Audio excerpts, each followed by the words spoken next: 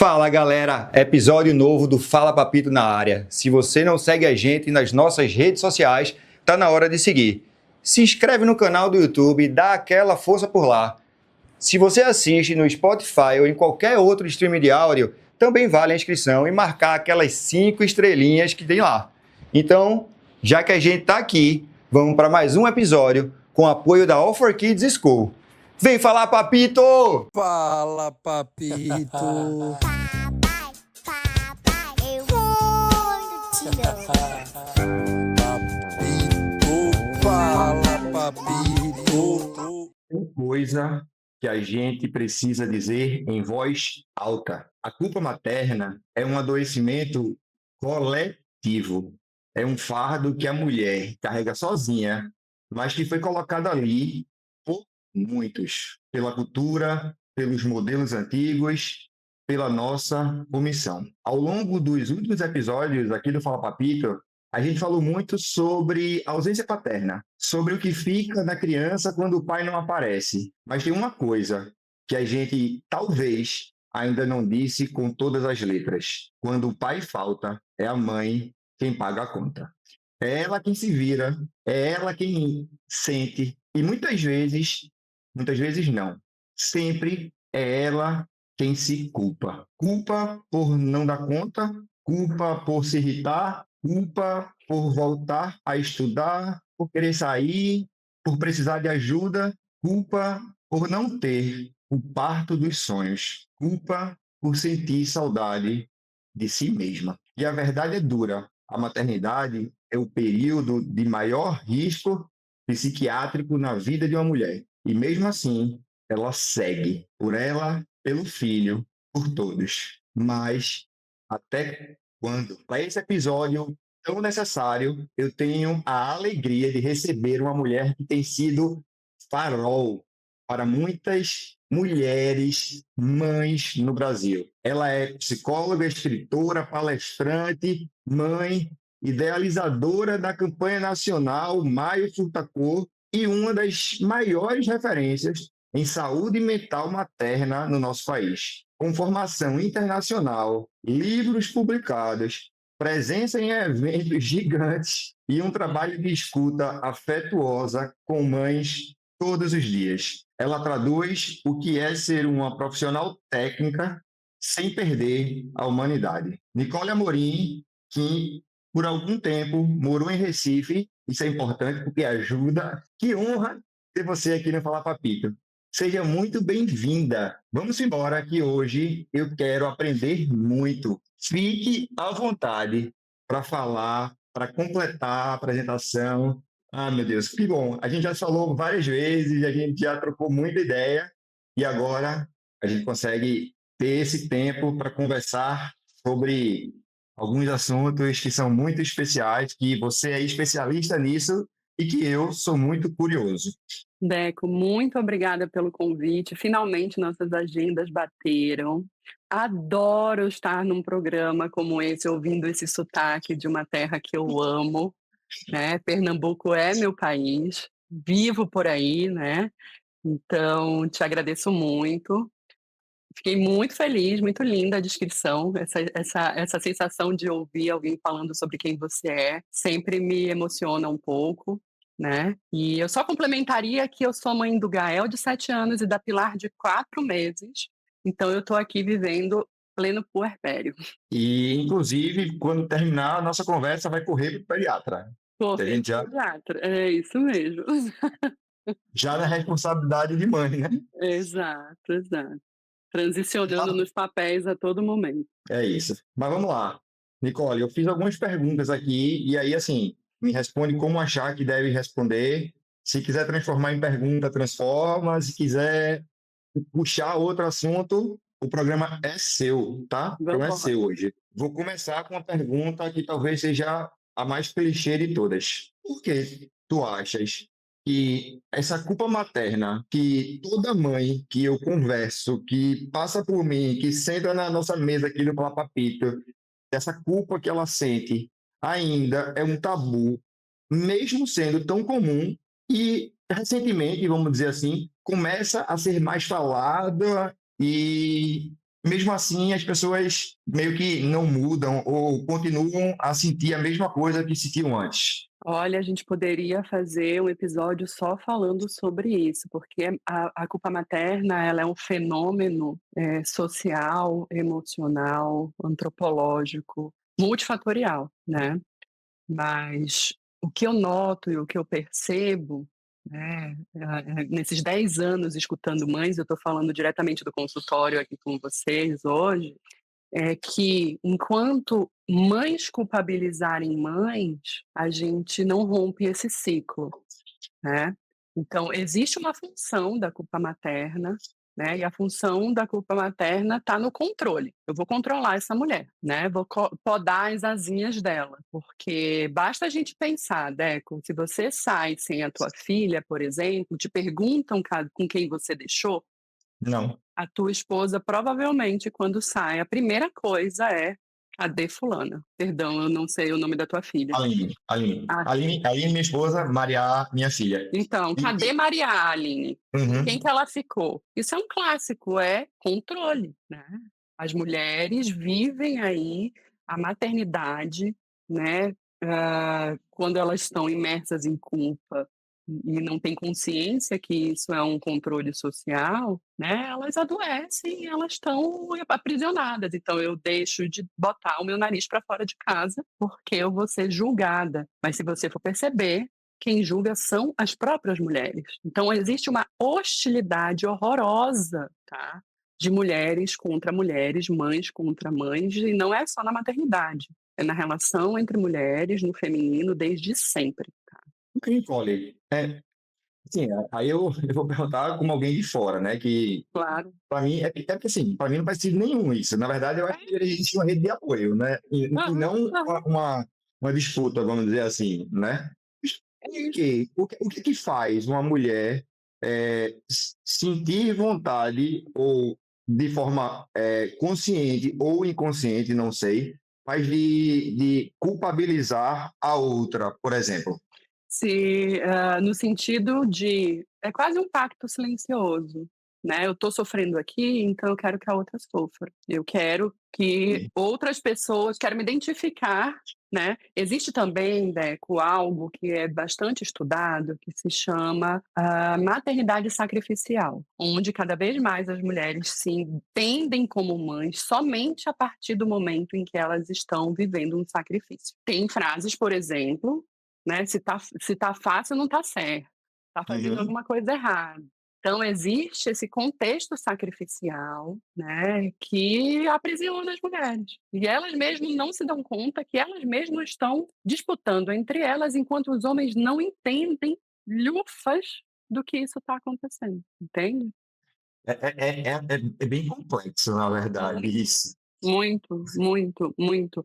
Mas veja, você sabe da onde vem tudo isso? Hum. Existe, Deco, um contexto histórico-social, tá? Até o século XVIII, na França, que é o berço de muitos estudos sociológicos vem de lá, existe um estudo feito por uma socióloga chamada Elisabeth Badinter, onde ela vai fazer um estudo aprofundado sobre o papel da mãe ao longo dos séculos. Certo. E ela consegue identificar que, no século XVIII, na França, por causa da peste, tá, muitas crianças morriam, tá.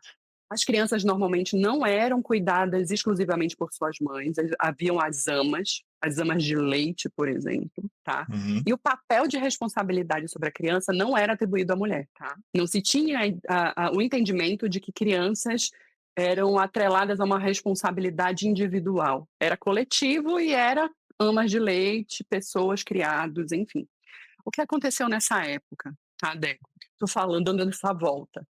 Porque nessa Claro. época houve um projeto de Estado na França para como a gente vai fazer para as crianças pararem de morrer na peste? Porque nós estamos perdendo soldados. Era essa, A tá, preocupação. a visão, a preocupação. Vamos criar uma campanha de Estado valorizando as mães como sendo as grandes responsáveis, entende? Tá. Desde então, Deco, passou-se a atribuir à mulher, tá, a culpa e a total responsabilidade por tudo que pudesse acontecer à criança, mas nem sempre foi assim. Então tem uma raiz histórica, isso está catalogado e é muito estudado pela sociologia e pela própria psicologia parental. Uhum.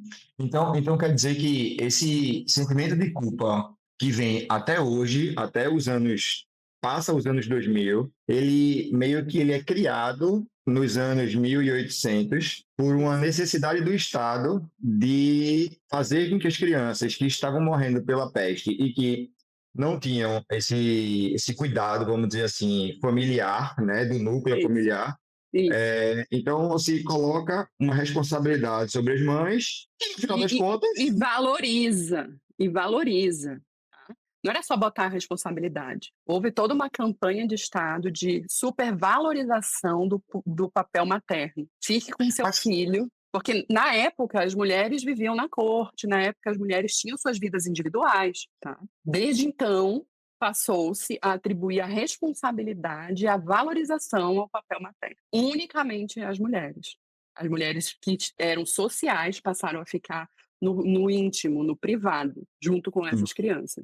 E em e é momento engraçado. algum isso foi tratado em termos de paternidade, tá? Em Uhum. momento algum, em momento algum. É engraçado que, assim, quando a gente vai, vamos continuar nesse contexto histórico, quando a gente vai para a pré-história, por exemplo, a mãe era responsável pela criança, né?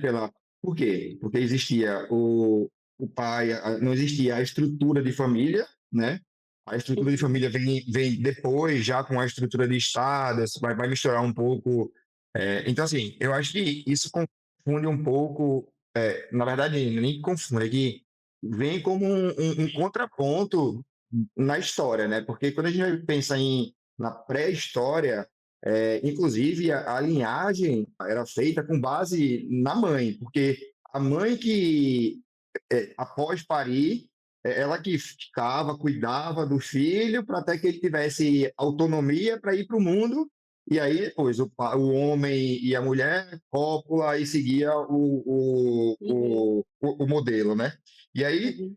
só depois, quando vem a criação de modelo de Estado, aquela coisa toda, que se existe essa sensação de família, né? Onde existe o pai, a mãe e os filhos, e que eles A precisam estrutura. estar juntos e criar estrutura.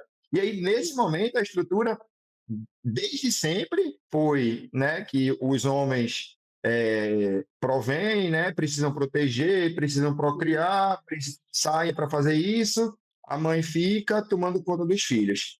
Aí, o que tu traz para mim é um negócio muito interessante, porque confesso que eu não sabia.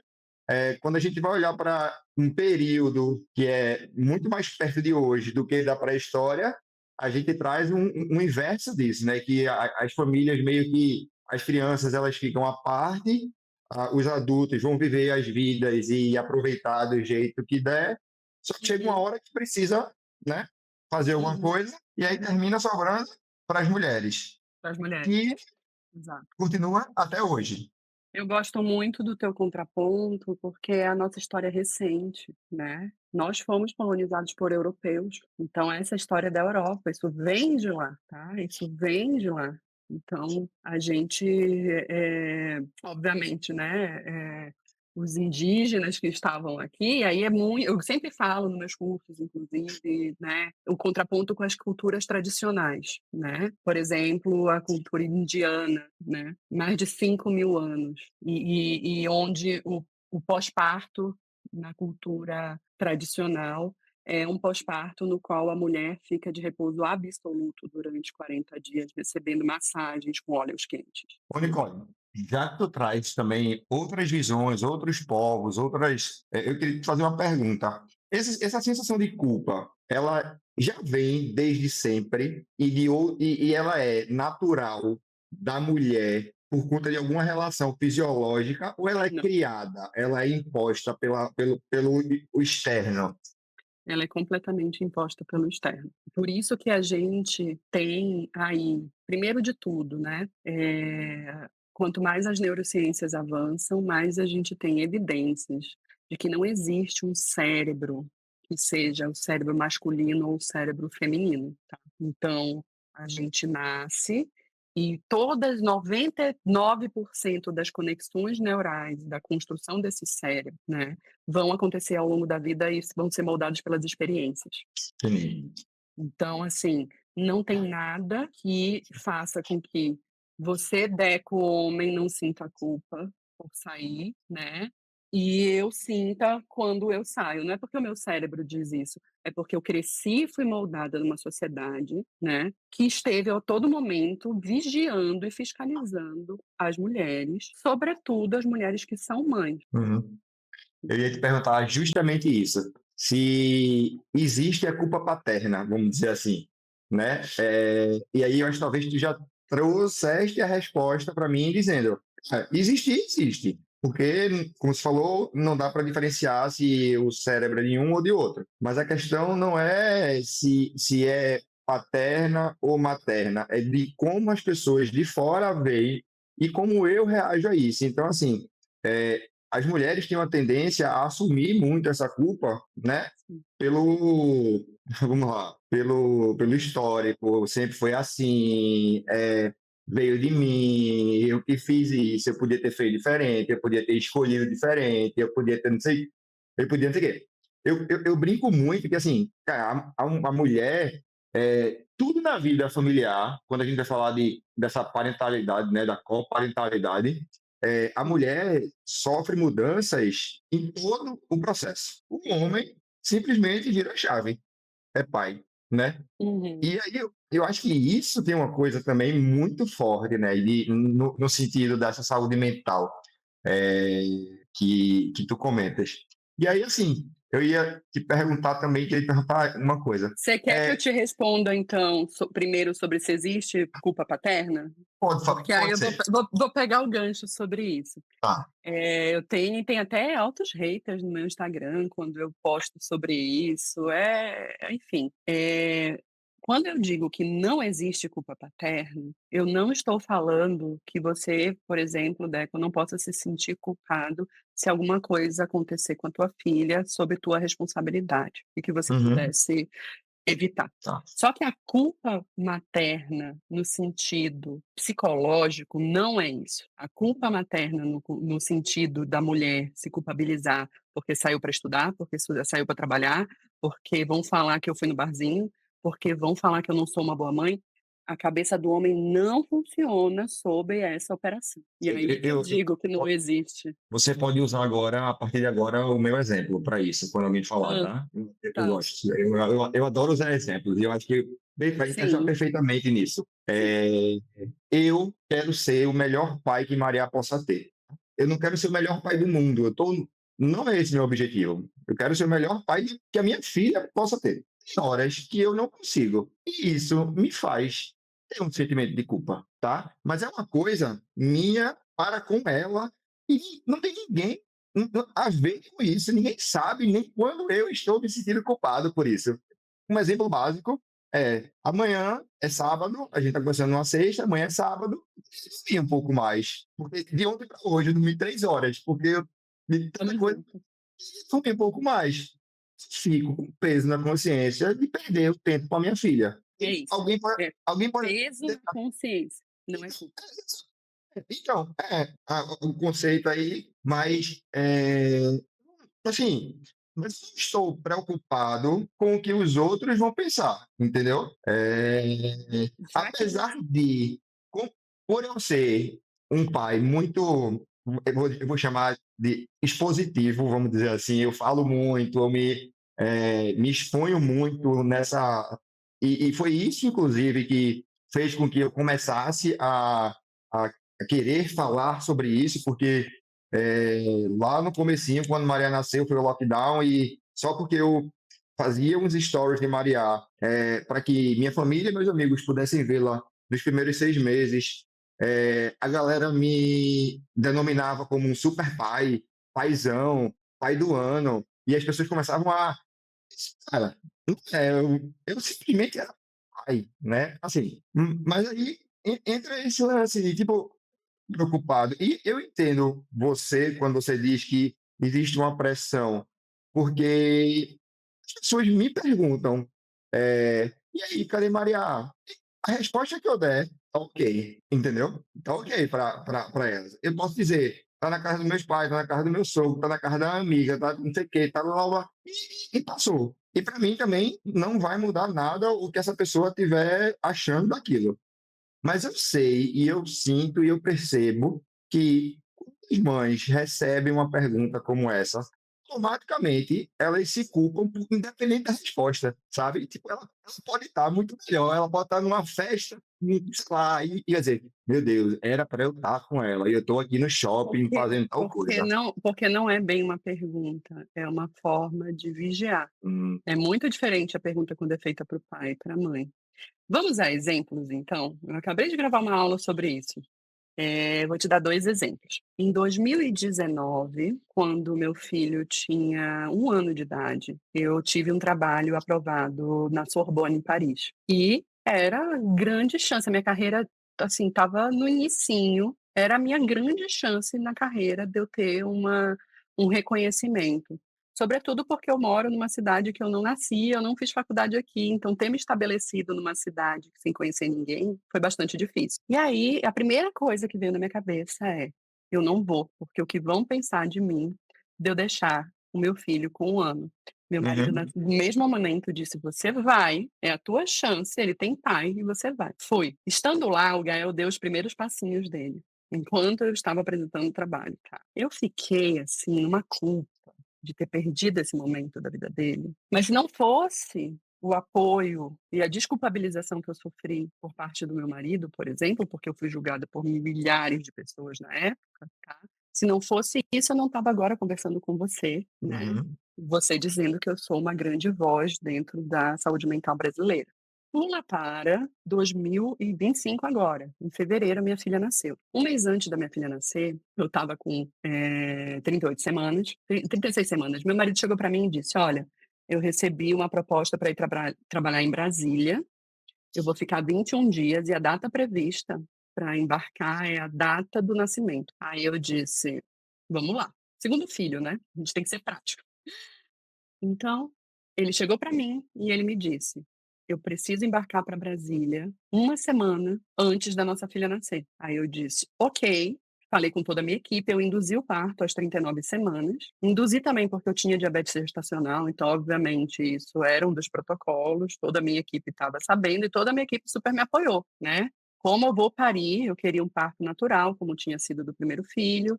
Como eu vou parir sem meu companheiro? Como assim o pai não vai conhecer a filha? Uhum. Deu tudo certo, foi um parto lindo, beleza. Ele foi, a Pilar tinha 6 dias de vida e ele voltou, ela já tinha quase 1 mês. Vocês acham que julgaram mais o Gabriel porque estava trabalhando em Brasília ou eu porque deixei o Gael com 1 ano e fui para a França passar 7 dias?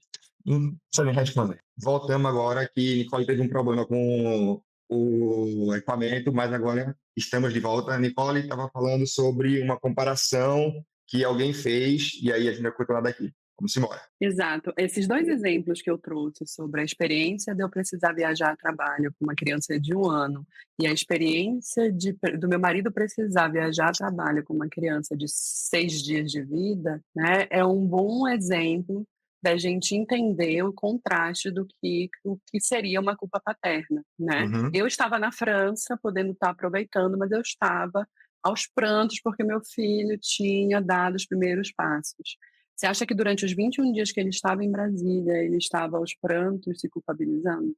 Deixa eu aproveitar e fazer uma pergunta que você não tocou nesse tema agora, mas já falou antes, então vou questionar, aí vai ser preciso. Existe um negócio nesse meio tempo aí que você falou logo no comecinho. Eu estou no puerpério. Puerpério, exato. O que que a sociedade ainda não entendeu e precisa entender sobre puerpério? Por exemplo, eu vou dar só um exemplo. Eu só fui ouvir a palavra puerpério quando a Aline teve. Assim, Maria nasceu e a Aline disse: Estou no puerpério. Até então, eu nunca tinha escutado essa palavra. Exato. E eu não acho que eu seja o cara que seja fora da curva. Eu acho que eu seja o cara dentro da curva, entendeu? E eu acho porque. Deco, a gente vive cada vez mais num mundo acelerado, num mundo hiperconectado, num mundo capitalista selvagem, né, neoliberalista, onde se atropelam os processos que são orgânicos, né? E eu sempre digo, parir, amamentar, gestar um filho, obedece uma lógica temporal que não é a lógica temporal que a gente vive na vida aqui fora, né. Uhum. E aí aceleram-se os processos e ninguém está se dando conta que, por exemplo, né, quando uma mulher pare um bebê, ela fica, por exemplo, sangrando pelo menos uns 20 dias de restos de parto. Como que essa mulher volta a trabalhar nesse estado? Tendo que usar uma fralda geriátrica, né. Uhum. A gente não, quando a placenta sai do útero, né, fica uma ferida de 20 centímetros de diâmetro no útero da mulher. Como que a gente vai ficar dizendo: "Volta para academia, volta para o corpo logo", entende? Então, assim, puerpério é esse período de transição, né, de um corpo, de uma identidade e de uma mente que está sob efeitos hormonais, né, e que ao mesmo tempo tem que estar atendendo a um bebê que tem urgências que quem é pai e mãe sabe, né. Então, essa ignorância em termos, né, do que é puerpério, é porque não é vantajoso também a gente ficar falando muito sobre isso, né. Porque as mulheres têm que voltar a trabalhar logo mesmo e o mercado está aí para girar. Então é muito cruel. Falando nesse mundo louco, existe a gente cada vez mais, a gente está falando de saúde mental da mãe, e aí eu falo até de forma geral, mas qual é, existe uma relação de burnout e saúde mental materna?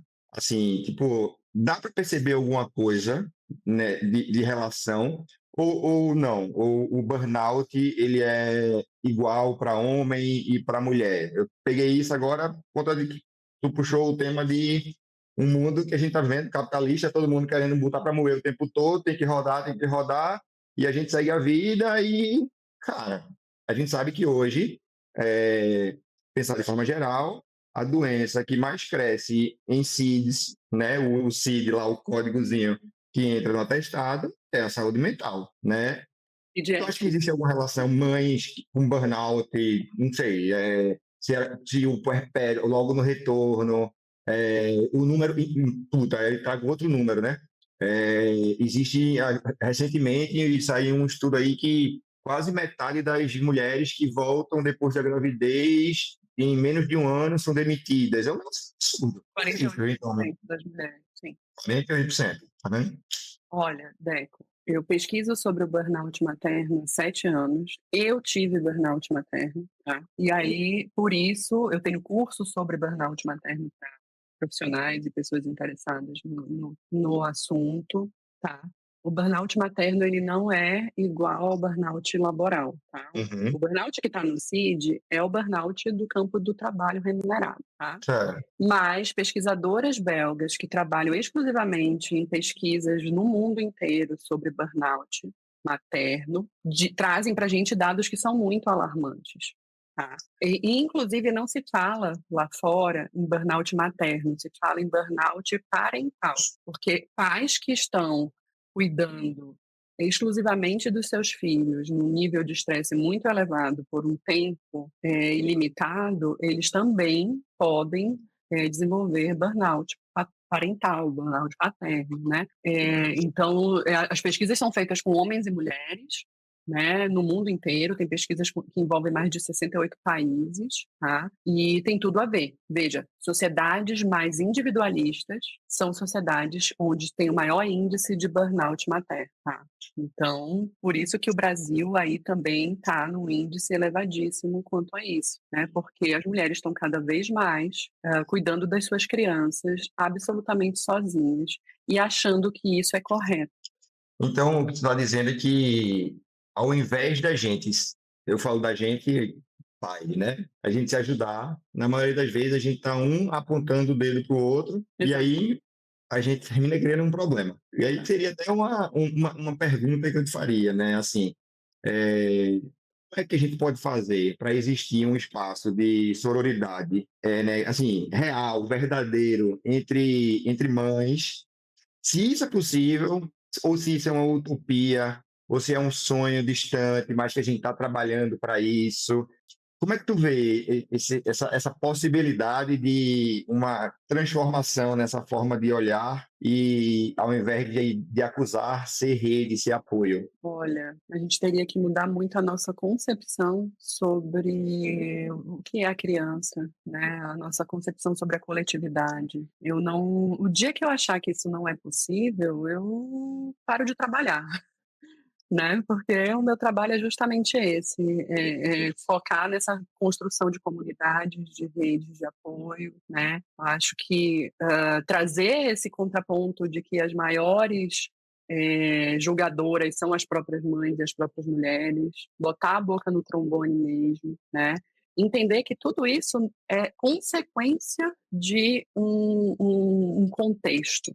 Então não é só mulheres falando com mulheres, né, são homens também. E aí a gente vai muito mais longe, né, como que a gente consegue uma equidade dentro da maternidade com a paternidade, do cuidado, né. A gente precisa de políticas públicas, a gente precisa de aprovação de leis que estejam aí amparando mulheres, mães, né, a gente precisa de uma licença parental paterna, né, uma licença para pais estendida, 5 dias é muito pouco, a gente precisa estar à frente né, atrás dos nossos, deputados, cobrando a aprovação dos PLs que estão tramitando, né. A gente precisa, eh, que exista uma equidade salarial. Uhum. Esse é um ponto que, assim, as mulheres vão seguir sendo muito sobrecarregadas dentro do campo materno, enquanto a gente ganhar 20% pelo menos a menos do que os homens no mercado de trabalho em 2025, né. Na medida em que uma mãe ganha menos do que o pai, é ela que abre mão do próprio trabalho para cuidar da criança. E aí ela cuida da criança, da casa, da vida, de tudo desse pai, ele é o provedor, aí vem violência de gênero, vem essa coisa, porque a partir do momento que é o provedor, ele tem poder. Poder, Uhum. né, pode ser muito violento, então não é tão simples, mas a gente sabe que, por exemplo, exemplos como a Suécia, que é um país case de sucesso em relação à licença parental, eles só conseguem fazer tudo o que eles fazem lá por causa de todo um trabalho de mudança de cultura, um trabalho coletivo do governo para estimular os pais a assumirem seus papéis, né, e um programa de equidade salarial. A gente anda, anda, anda, a gente volta para o capitalismo, Uhum. entende? E é ele que nos adoece. Tá. Eu vou te perguntar então eu vou trazer outra coisa. É capitalismo, mas é sobre uma outra ótica. Redes sociais. Hã. É, como tu achas que a rede social afeta, por exemplo, a autoestima materna e até chegar ao ponto de questionar, a pessoa se sentir questionada sobre a sua competência enquanto mãe, porque ela vê alguma coisa ali que talvez seja a utopia que eu perguntei na pergunta passada, né? Pode ser agora, É. né? Uhum, uhum. Afeta completamente, né, quanto mais conectadas as mães estão, quanto mais perfis, né, que estejam ensinando mães a serem mães, mais essas mães vão se sentir incompetentes, mais elas vão se sentir inapetentes, mais adoecidas elas vão ficar. Então eu sempre faço um convite, né, cure o seu feed, né, eu sempre trago isso, cure o seu feed, faça um unfollow terapêutico, pare Uhum. de seguir perfis que são muito romantizados, perfis que geram, né, uma comparação em você. Vai seguir besteira, bobagem, sabe. Isso, sem dúvida, né, é um fator que faz com que nós brasileiras, por exemplo, que é o país que mais usa Instagram no mundo, tá, isso justifica muito os nossos altos índices de transtorno de ansiedade, depressão, burnout materno, tá completamente ligado. É, não tenho dúvidas disso, velho. É um negócio Porque bem. veja a diferença, né. Eu pego o meu perfil, porque eu tenho 2 perfis, eu tenho um de trabalho, que é o Acolhedoramente, e tenho um privado, que eu vejo só besteira, meme, meme e meme.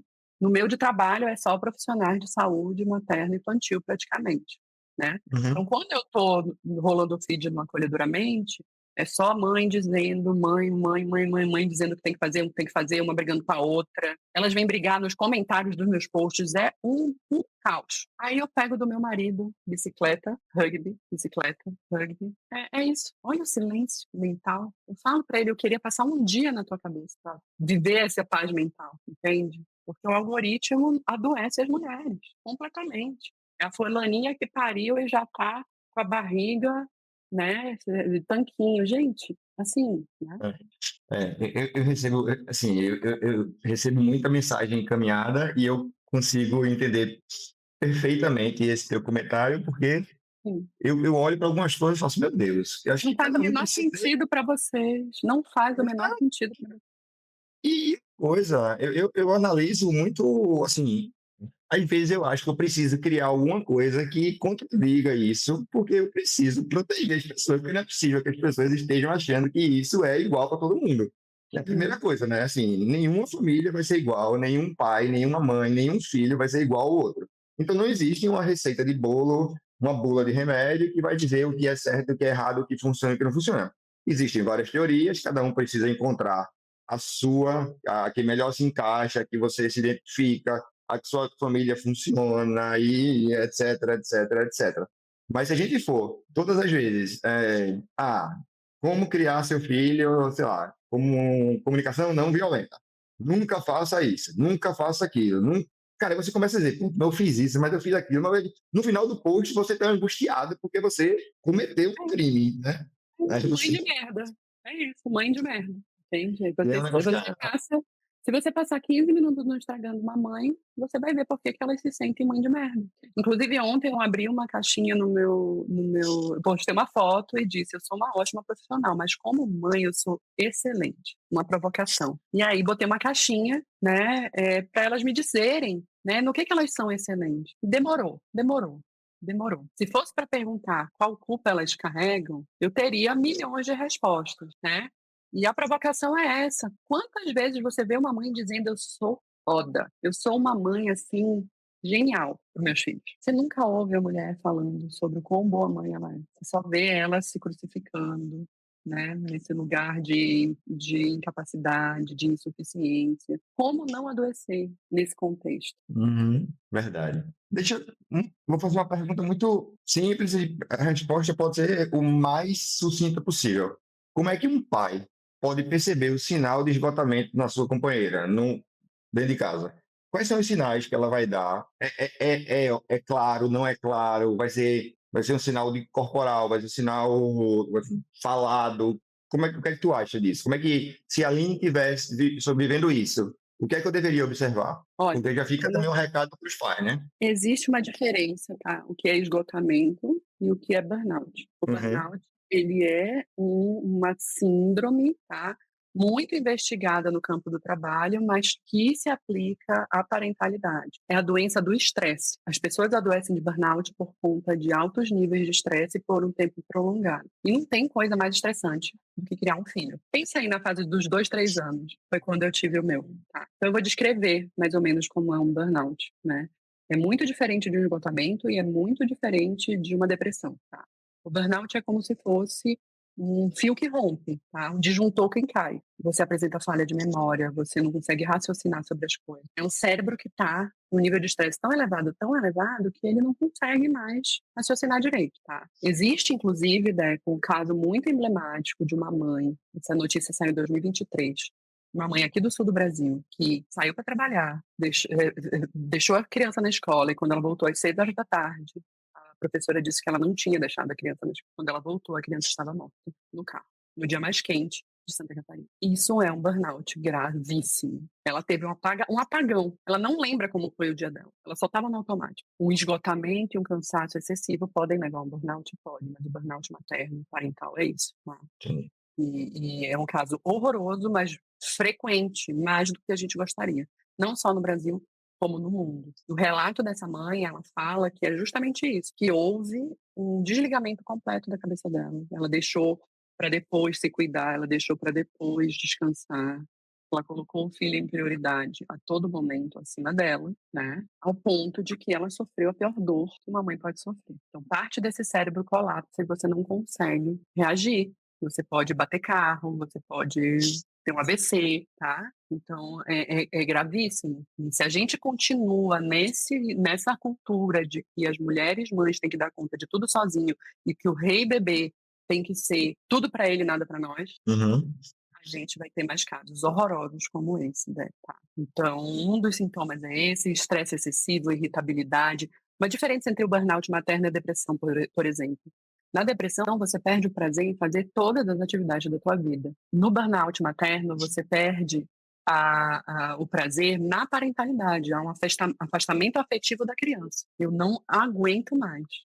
Eu me recordo muito bem de quando eu tive meu burnout, eu dizer para o meu marido, eu vou embora, eu não nasci para isso. Eu não aguento mais isso aqui.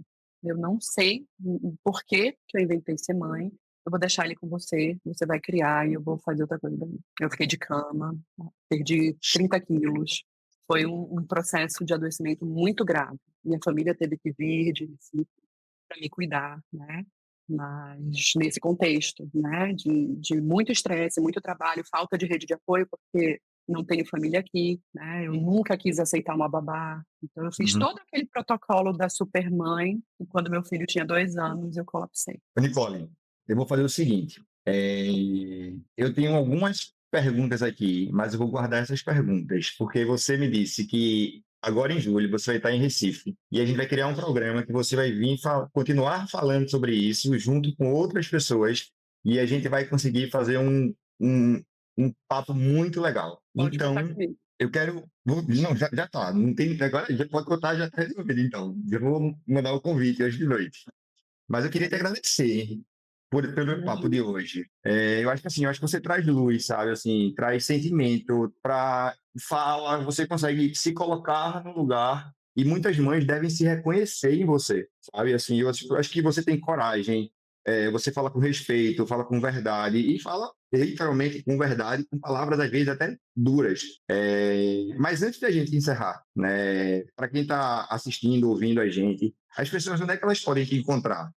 Tem algum projeto? Como é que é o lance aí? Então, vários projetos. Vocês podem me encontrar no @acolhedoramente, que é o meu Instagram profissional, no @maiofurtacor, que é a campanha nacional, né, de conscientização da população para a saúde mental materna. A gente já aprovou aí mais de 150 leis no Brasil, tornando o maio um mês destinado a ações, tá, cobrando das autoridades ações ligadas e protocolos ligados à saúde mental materna no Sistema Único de Saúde, tá?